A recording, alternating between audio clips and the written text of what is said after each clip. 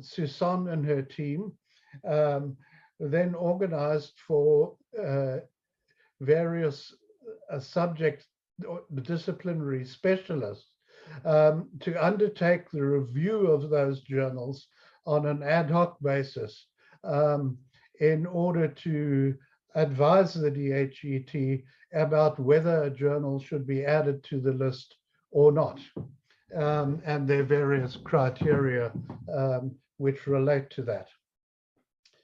So those are the two streams of review that have come into being as a result of this review of journals. Now, in the second stream, which involves the application from new journals on an ad hoc basis,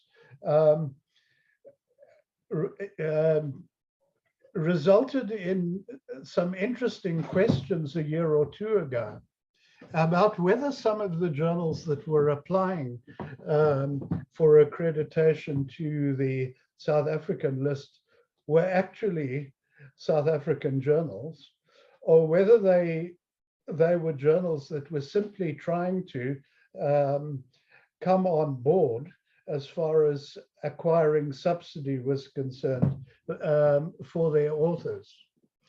And so that then raised the question of what exactly is a South African journal? And the reason for that is that in the policy documents that the DHET produced, the policy document has a general statement which says the Department of Higher Education and Training maintains a list of South African journals that meet the criteria set out in this policy. And the criteria were that the South African journals were not appearing on the approved list of journals, but that they would meet the policy's minimum criteria. And the interesting thing is, nowhere in the policy documents was a South African journal defined. And essentially, the idea, I think, behind the policy document is that we would all recognize the South African journal when we saw one. But the committee that was undertaking this task decided that that was rather too nebulous, and therefore decided to see whether it could establish some general principles that could be used for the recognition of a South African journal.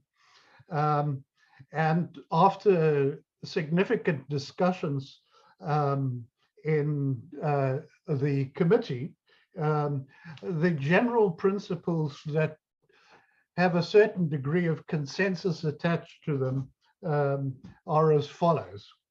The first principle is that the process for the establishment of the journal must be in South Africa.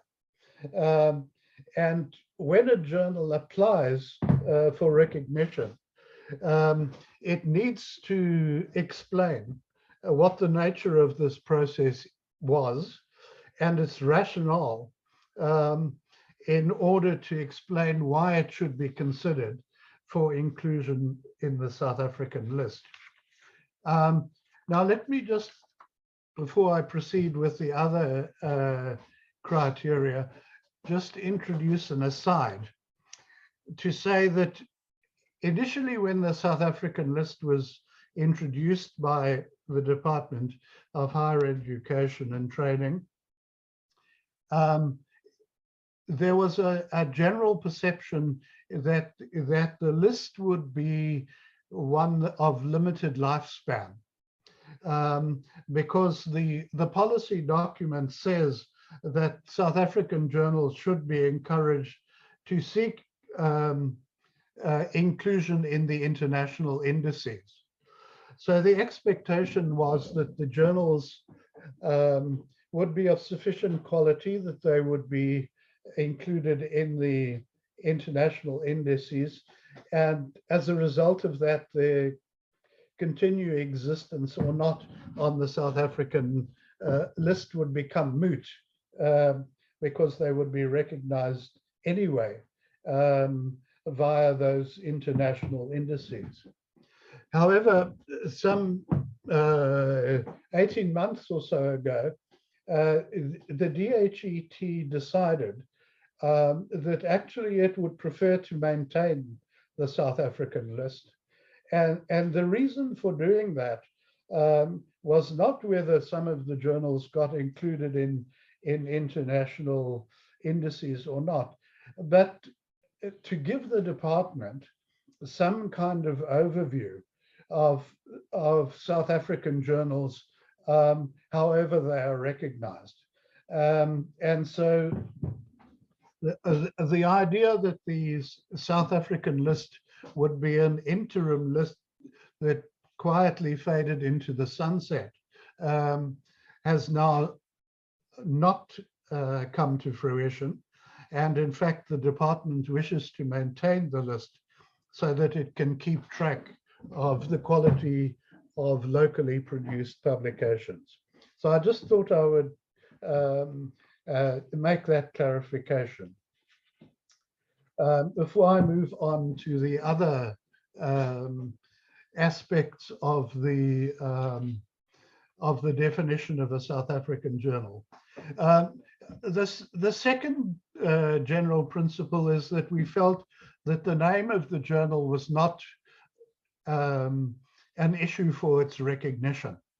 The name of the journal could be decided by the owners and the editorial board, and would in some way reflect the content of the journal and the needs of the discipline for which it was being established. So that was the second principle. The third principle is that the journal should be initiated by a South African institution.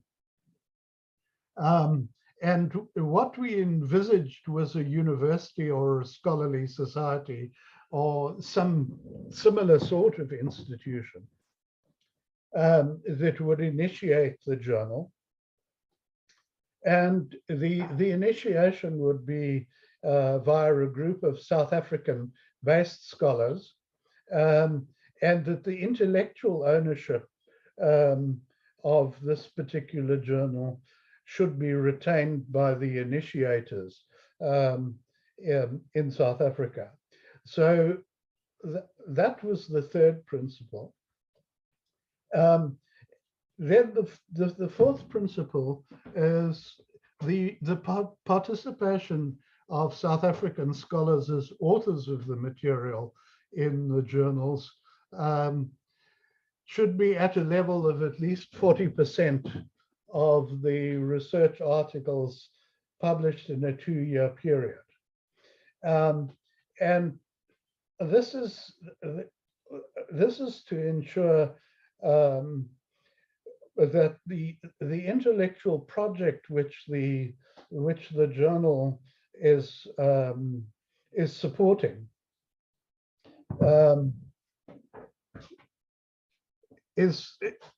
has significant South African participation and hopefully even leadership. I mean, we have come across journals in which participation by South African authors is almost zero. And in that situation, I think the journal is clearly not a South African journal.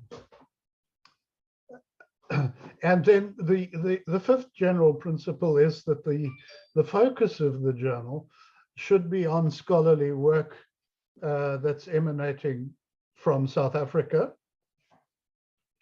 And I mean, there's obviously a question of a balance of the material that's in the journal. And then finally, the editor of the journal should preferably be based in South Africa, and the editorial board should have a significant representation from South Africa.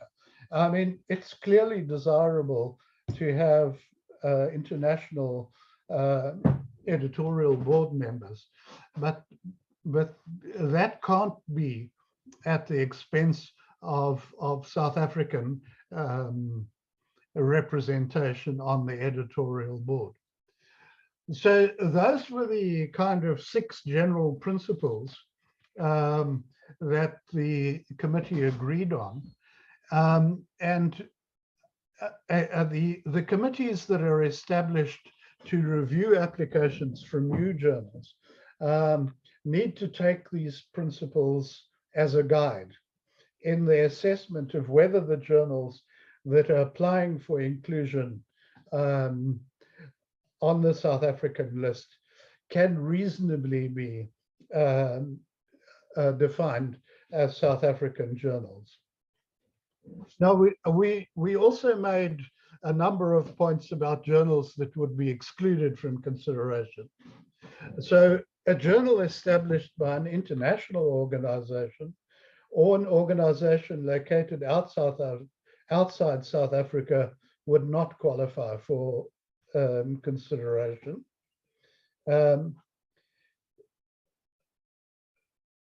The second principle was that the permanent residence of an editor in South Africa does not make the journal a South African journal as envisaged by the DHET regulations. And there's, of course, a reciprocal relationship there, but that's something that we may need to discuss. And then finally, a journal that's published by a South African publisher and with a South African address doesn't make the journal a South African journal unless it fulfills the general principles, which I have alluded to previously.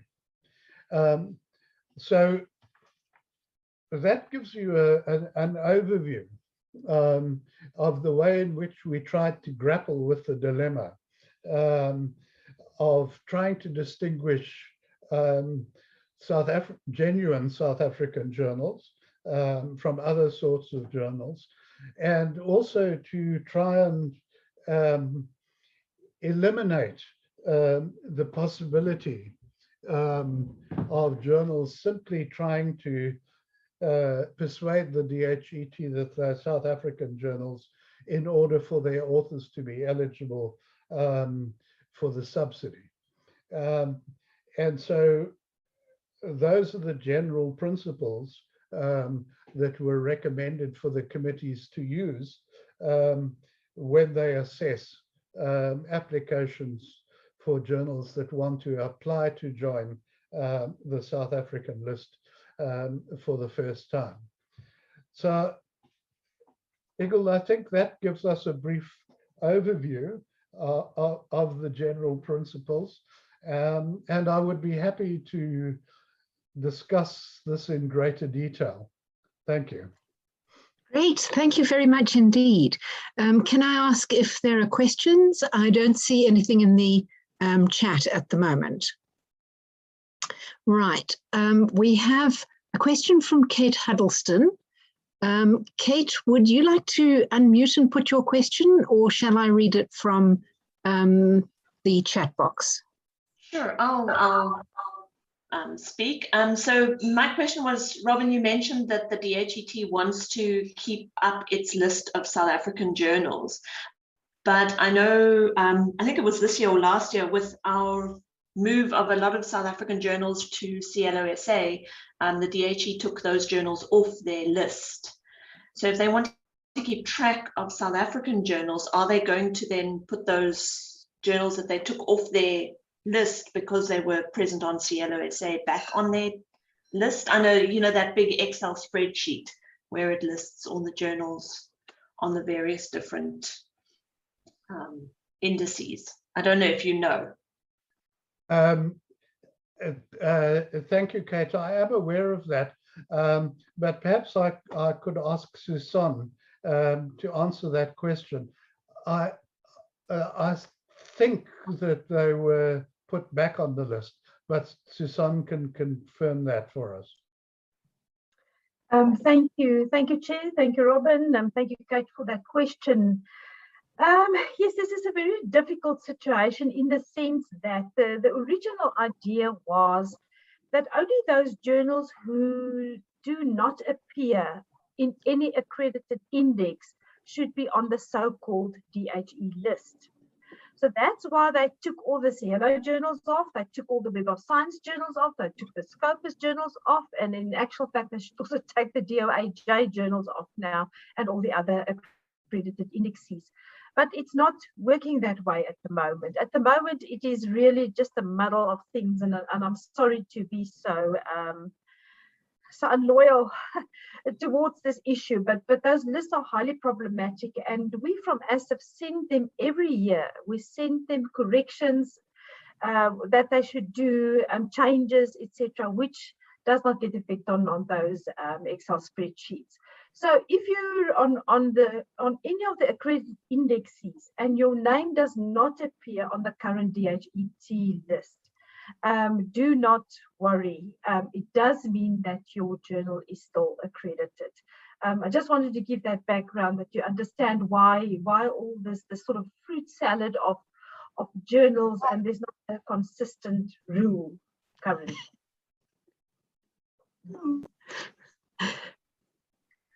I love the term fruit salad of journals. Robin, would you like to comment? Thanks, Igor. Yeah, I mean, I just wanted to support what Susanna said. I mean, the initial idea of the South African list was that it would simply disappear as the journals moved onto other accredited indices. I think what we need to be asking for now is some clarity from the DHET about whether it wants to maintain that South African list or not, and that would give some clarity about this this thing of some journals being removed from the list and others not removed when they go into other indices. So I think that's an issue where we need some policy clarity going forward. And maybe that'll emerge from the discussion tomorrow, I don't know.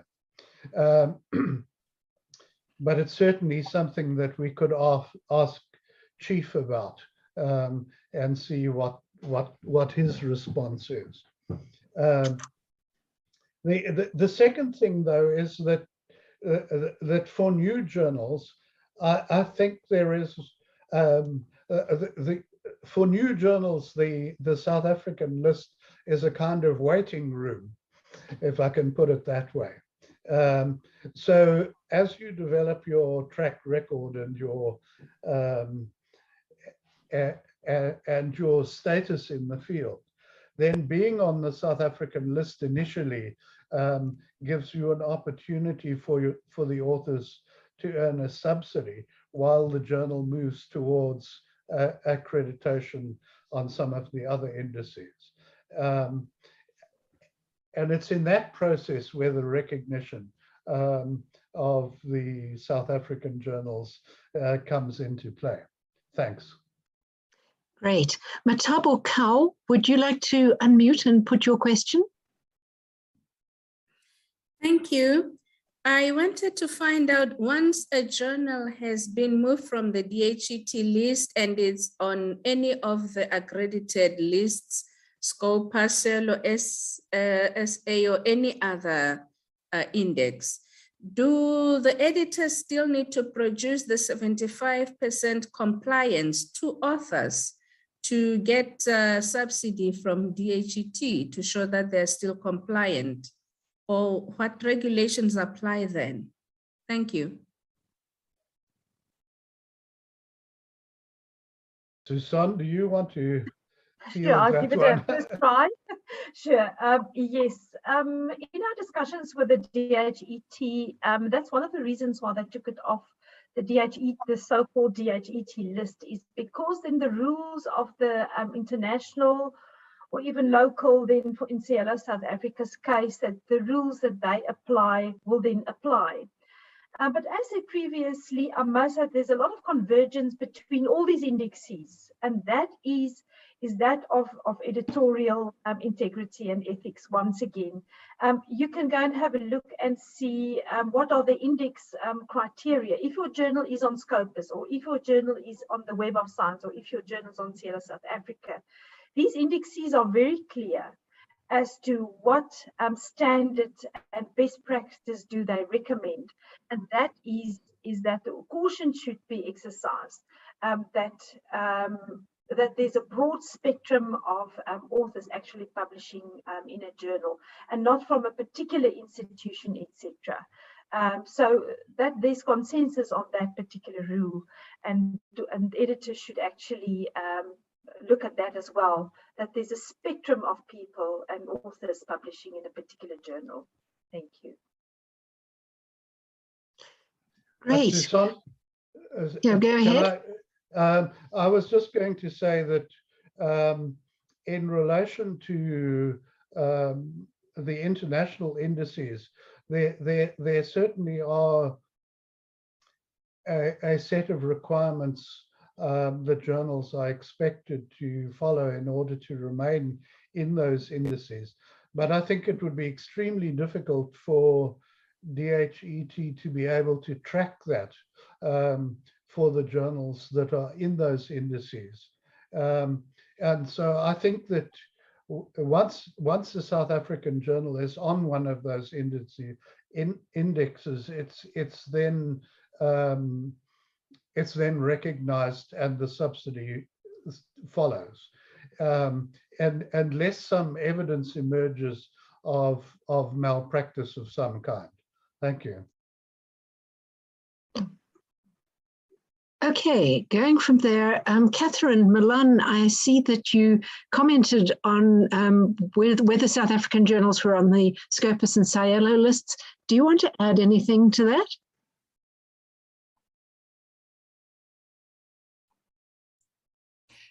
No, I just wanted to comment that we were removed from the DHET list, and then it was there was a lot of confusion amongst the authors that we're now not accredited anymore, but that wasn't the case.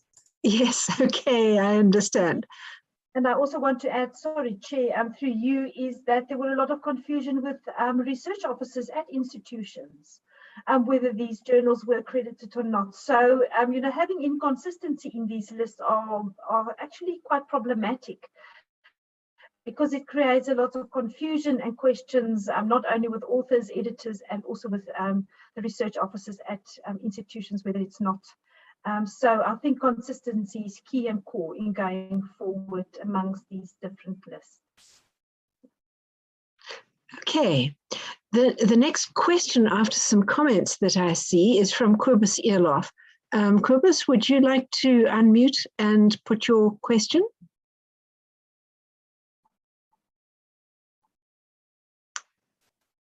Comment, actually. Right button. The question is, if a journal has been established in South Africa for many, many years and then taken over by a company like NSEF, will it be considered a South African journal? I'm referring to South African Journal of Botany, which is a highly, highly successful journal. I think most of the other aspects are covered, but it has been established in South Africa, now NSEF is running.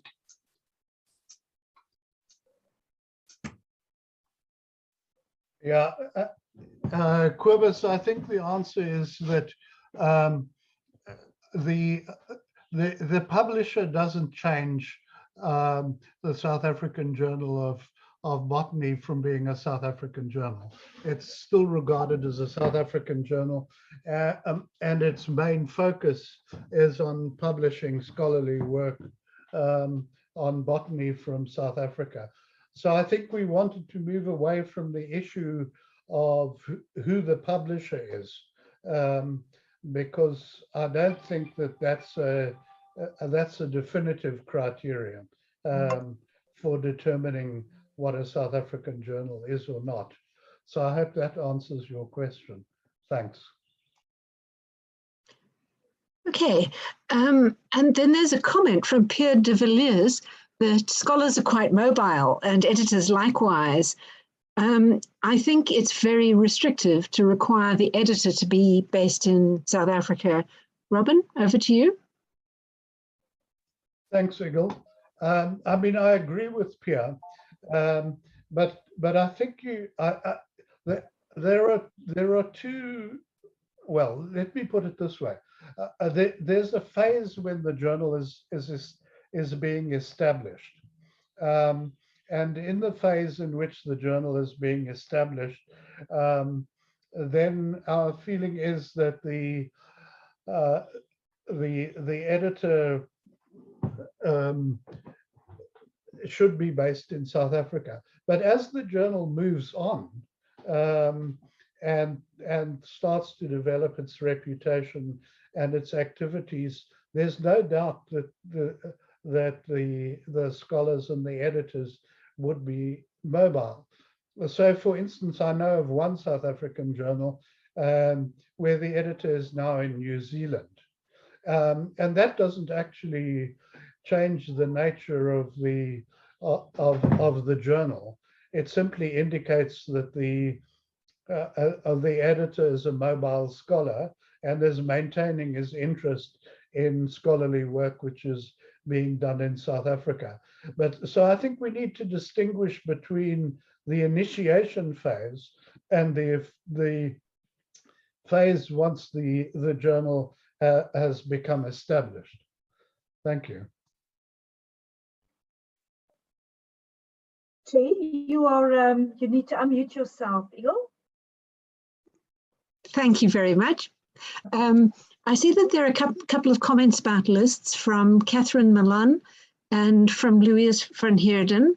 Would either of you like to comment? Katherine first.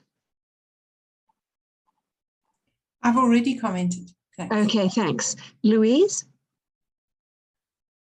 Thank you, Igor. Now, I'm happy with what I've placed in the chat. Chair, through you, if I also just might add my voice to those Sure. of Professor Crewe. Thank you for that opportunity. And that is to say, this last point raised by Prof. Crewe is extremely important. So at which point do we apply what constitutes a South African journal? It is at the point when it's new applications for accreditation and to assist the panels to actually establish whether this is a South African journal or not. It is not for those journals meant which are sort of advanced and have matured, etc. It is really to help the panel to ensure that we consider the same thing. And it's really also to make the whole peer evaluation process so that if we ever get questions, etc., we could put sort of our criteria to the fore to say this is what we've considered in evaluating this journal. And I think this has created quite a lot of confusion because we've been up and down with this definition now for quite some time, and we are about now to evaluate our next set of new applications next week. So it is quite important that we actually understand this fully. I'm just wondering, Eagle, I'm not sure about the time, but is there any purpose that we could project perhaps those principles just for everybody? Because this discussion is very important for us to actually apply it in going forward. Just want to take some guidance. Thank you so much. Right. So who would have those principles available? Would you like to put them up, Susan? Yes, I think it will be Putty or Prof. Crewe with the latest version because it went through so many iterations. Sorry, to be so honest. Robin, do you have something that's the most recent? I do. I can share it. Great. Will you go ahead and do that? I'll try.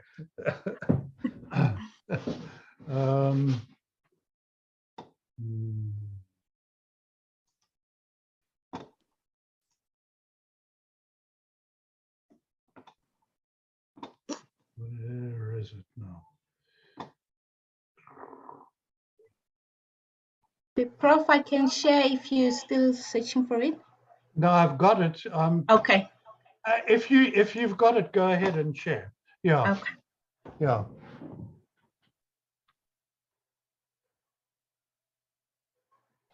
Eagle, I've also seen a comment in the box from Carol Bertram that says, would it be possible for ASIF to write a press release, clarify the situation of the 25% rule for journals who are indexed by Scopus and CLO? We'll have to engage with you a little bit more, Carol. I think we're very cautious to do a sort of a press release on this particular point because of the DHET sort of having their own versions as well. I think to do a press release, we'll need a little bit more of discussion to actually to do exactly just that. But it's certainly something to consider. I think it will clarify a lot of things, especially at research offices. Okay. Right, so we have the principles up on the screen. Do we need to go back to one of the questions, or would you like to make any comment there, Robin? No, I don't want to make any comments at this stage, thanks, Igor. Okay, cool. But the general principles, as you, there's an introduction to the document, which gives some indication of what the DHET policy is. And then the general principles follow below that. If we can scroll down to those, you'll see there's at the bottom is the first of the general principles, and then over the page are the other 6 principles. Okay, thanks. So I see some comments coming through. There's a discussion between Kian and Pierre. Kian, would you like to say anything at the moment? Sorry, I'm just trying to find the comments. This is about, I think it's which list is accepted. Sorry, I've lost the plot. Okay, no problem. I think Louise said currently the DHET list is the DHET only list. That means if a journal is on automatically accredited index, for example, WAS, Scopus, Cielo, SA, etc., it will not appear on the DHET only list. And your comment was not sure how that works. Scopus is one of the qualifying indexes. We'll need to check the consensus report for an explanation. Yeah, no, that is correct. That is okay, correct. Then I will go on from there. So Ina Smith, I think you replied to Pierre. It's important that although the editor resides in a country outside SA, he or she continues to be affiliated with the owner institution of that journal. And Pierre, you said, or any SA institution for that matter. Robin, would you like to comment on that?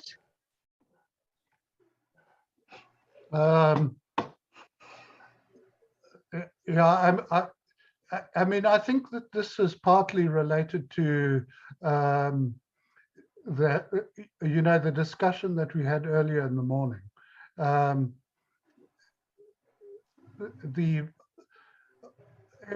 we were talking about the fact that there needs to be a relationship between the owner of the journal and the editor, and so I think that that's where we would expect the owners of the journal and the editors and editorial boards to have an appropriate agreement. And Susan pointed to the fact that where you have an appropriate agreement, such as the SA Journal of Science, then the governance issues are defined and can be resolved relatively easily. But again, I think we have to come back to the issue of what happens when the journal is applying for the first time. And when the journal is applying for the first time, then the guidelines say that the editor must be based in South Africa.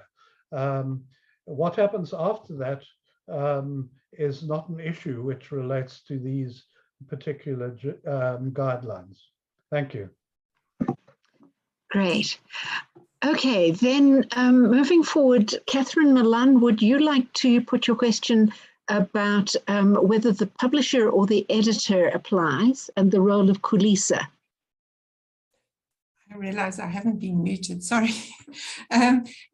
Inez responded to me. The thing with Web of Science is it used to be the editor that applied, and now recently they've changed it to the publisher must apply, not the editor, and we don't really have a publisher. And so I was just wondering if Kulisa can help, and she says that maybe they can.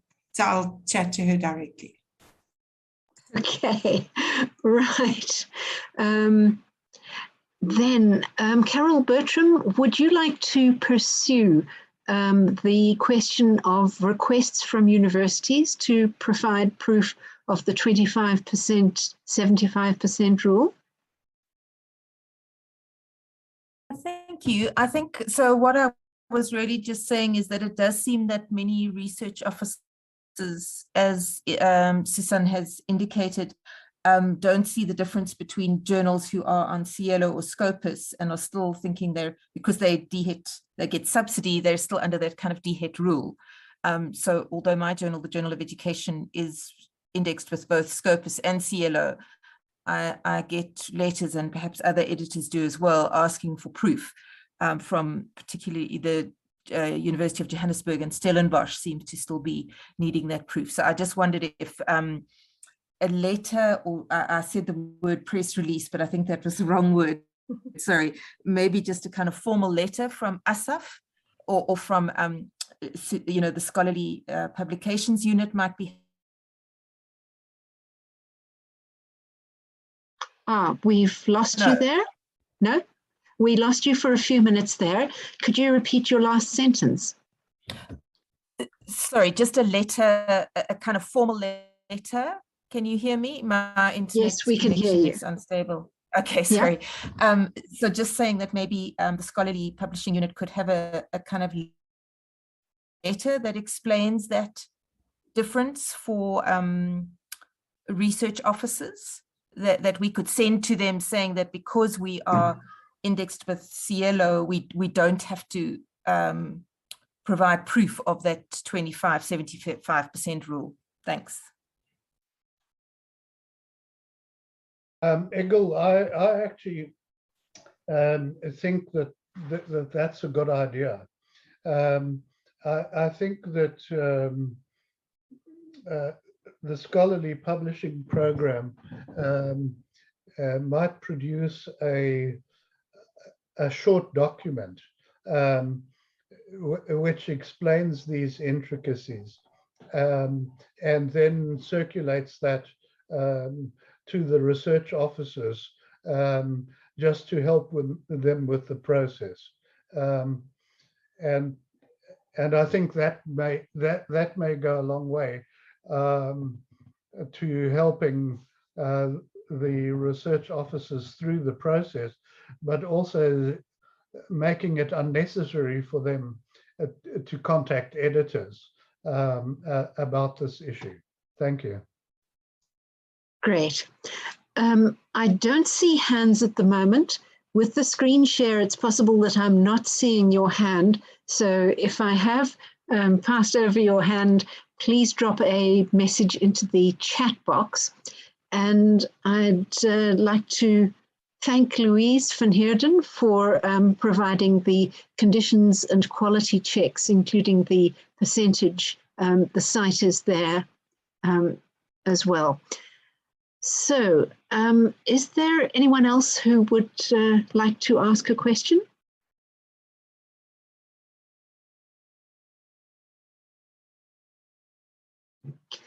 Robin, is there anything else that you would like to talk over? I think we have a few minutes.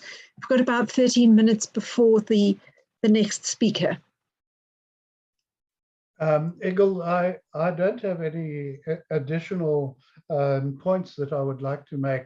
I just think that making use of these general principles next week will give the panel an opportunity to test run them and determine whether they're helpful in making the discriminations that need to be made.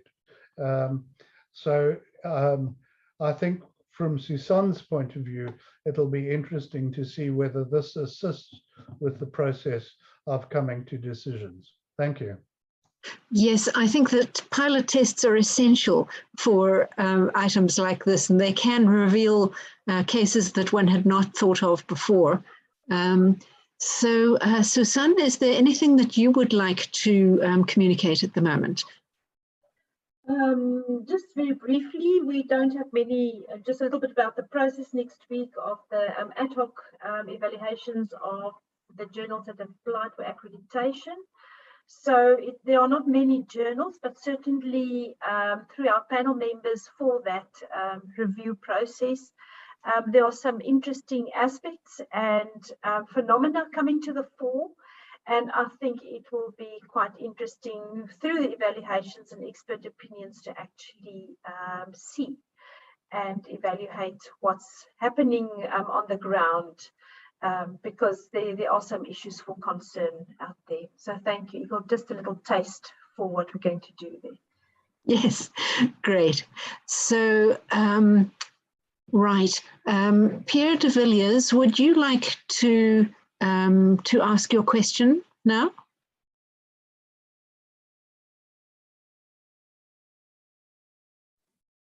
Hello. Yes, thank you. Yes, I just made a comment on the clarification. It's one thing to explain that the 75% rule doesn't apply to journals indexed in international indexes. But even so, the application of the rule itself, when it does apply, for instance, for a South African journal on the South African list, is quite murky. Some people say it's a head count. In other words, you count the number of authors, and if the authors are more than 25% from a single institution, that is a transgression. Others say, no, it's a fractional count. You actually have to take into consideration all the authors and calculate eventually what percentage of all the authors, calculated by fractions as well, whether that is more than 25%. So I know a couple of years ago that was discussed. I haven't seen correspondence in the meantime clarifying that position, because yes, we do get these letters referred to, and then it becomes very difficult to reply to that, because you don't know what calculation the DHET is actually using in its definition. Thank you. Great. May I turn that over to you, Robin? Yeah, I mean, I don't know either is the answer. And so I don't know whether Susanne has any insights into how they do it. I mean, I think when they introduced this rule, they didn't consider how they were going to actually make the calculation. But perhaps Susanne has some more recent information. I'm afraid not. It remains a mystery, and I think the intention was originally good, meaning just to force South African editors to really consider to be widespread in their authorship in their journals, because we can even see now it's still not widespread. It still sort of leans towards one side, whichever that side is. So it's still highly problematic in South African published journals, despite the research output policy. So I think that was an attempt to actually start, if I might call it, ruling that editors actually pay attention to this, because if you look at international indexes, it says there should be a spread of authors and not just from a particular institution, etc. But you're absolutely right, Pia. You know, the application of this rule has been daunting and quite worrisome. And maybe again we could. The opportunity is there now, and I suspect that if we have the national quality framework in place, then attention to the policy will have to be done again. And I think these are one of the points that needs review. I think there's other ways in how we can sort of enforce best practices on editors, and not through this particular rule and the way that they apply that. So I'm really sorry that we're not definitive in this answer. We also struggle with it really from a day-to-day time. Thank you, Chair. So in this kind of case, where regulations start to grow, additional regulations as twigs, I always hope that cases can be resolved by saying we have 25% by head count and we have less than 25% by a fractional count or something similar, and that it can be worked out without growing barnacles on the twigs of the regulations. So there is another comment from Carol Bertram. Would you like to comment? It was just about that issue. I seem to remember we had this discussion in the 2018 meeting, and it was decided, I think, that it would be the number of authors over a full year, so not per issue, but over a year of publishing. I don't know if that helps. That's certainly the way I've been sort of calculating it for my journal. Great. And that, of course, raises the spectre that authors are delocalized as well. Sorry, I heard a voice, but I'm not sure who that was. Yes, it's Louise. Yes. Carol, I just want to tell you that was actually during the CLO meeting, and that we said there that it would be counted per author over a year. But DHET is different. With them, they count per issue. So I just wanted to mention that to you. Right. And that, of course, raises the spectre of different measurements in different organizations. But I hope that the number of cases which need to be resolved is relatively small, so that it's possible perhaps to take them on an ad hoc basis without over-regulating.